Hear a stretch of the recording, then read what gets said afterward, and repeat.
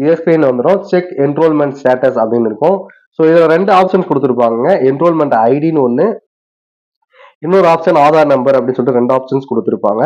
நீங்க என்ரோல்மெண்ட் ஐடியை வச்சும் பார்க்கலாம், இல்ல ஆதார் நம்பர் வச்சும் பார்க்கலாம். உங்க விருப்பம், நீங்க எதை வச்சு வேணா பாருங்க.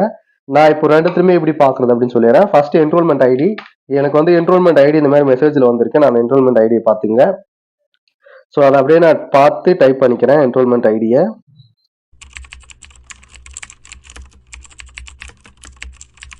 ஓகே, நம்ம செக்னு கொடுத்த உடனே இந்த அண்டர் ஸ்கோர் எல்லாமே கரெக்டாக பார்த்துங்க உங்களுக்கு மெசேஜில் இருக்கிறத.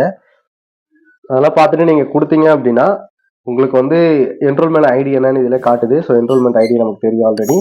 ஸோ சென்ட்ரல் ஐடி அப்படின்னு சொல்லிட்டு ஒரு ஐடி கொடுப்பாங்க. இதுதான் வந்து ஃபார்மர்ஸ்க்கான தனித்துவமான எண். ஸோ இந்த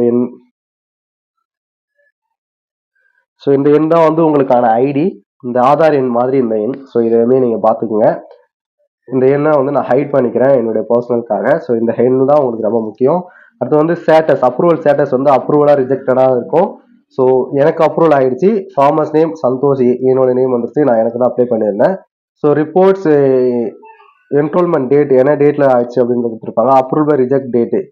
ஸோ அப்ரூவல் எப்போ ஆச்சு, ரிஜெக்ட் எப்போ பண்ணாங்க அப்படின்ற டேட் இதில் வரும். So approval remarks, reject remarks. Approve பண்ணியிருந்தாங்க அப்படின்னா ஏன் அப்ரூவ் பண்ணாங்க, எப்படி அப்ரூவ் பண்ணாங்க அப்படின்றதுக்கான டீட்டெயில்ஸ் இருக்கும். ரிஜெக்ட் பண்ணியிருந்தாங்க அப்படின்னா எதுக்காக ரிஜெக்ட் பண்ணியிருக்காங்க அப்படின்ற டீட்டெயில்ஸ் இதில் கொடுத்துருப்பாங்க. ஸோ எனக்கு வந்து ஆட்டோ அப்ரூவல் பை சிஸ்டம் அப்படின்னு சொல்லிட்டு கொடுத்துருக்காங்க. சிஸ்டமே ஆட்டோமேட்டிக்காக அப்ரூவ் பண்ணிடுச்சு அப்படின்னு சொல்லிட்டு கொடுத்துருக்காங்க. இதுதான் எனக்கான இது. நெக்ஸ்ட் வந்து இந்த ஆதார் நம்பர் வச்சு எப்படி செக் பண்ணுறது அப்படின்றத பார்த்துக்கலாம்.